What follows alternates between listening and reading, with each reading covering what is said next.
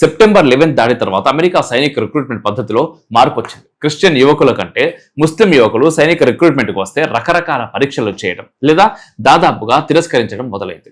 భారతదేశ సైనిక రిక్రూట్మెంట్ పద్ధతిలో ఇటువంటి మార్పులు ఎప్పుడు కూడా లేవు. కానీ కావాలని ఉద్దేశపూర్వకంగా ఇలాంటి ప్రచారం చేస్తున్నారు.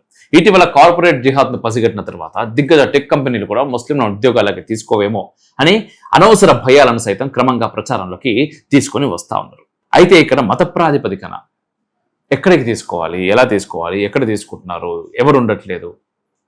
ఇక నిజంగా చూసుకుంటే ఒక్కసారి రాజ్యాంగబద్ధంగా మన దేశం నడుస్తుంది ఖచ్చితంగా.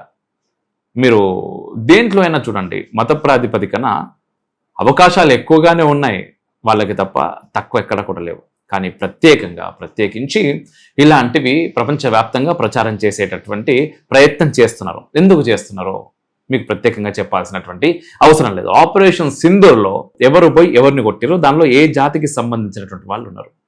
నిజంగా భారతదేశం మొత్తం కూడా గర్వపడ్డది. వాళ్ళ జాతి ఏంది అని ఎవరు చూడలేదు. ఇక్కడ నిజంగా ఈ దేశం కోసం ముందుకొచ్చి నేను ఈ పని చేస్తాను, నేను ఈ పని చేస్తున్నాను అన్నప్పుడు గర్వపడుతున్నారే తప్ప అరే నీ జాతి ఏంటిది, నువ్వెట్లా చేస్తావు, నువ్వు చేయొద్దు అని చెప్పేసి అనేటోళ్ళు ఎవరు లేరు, అనరు కూడా.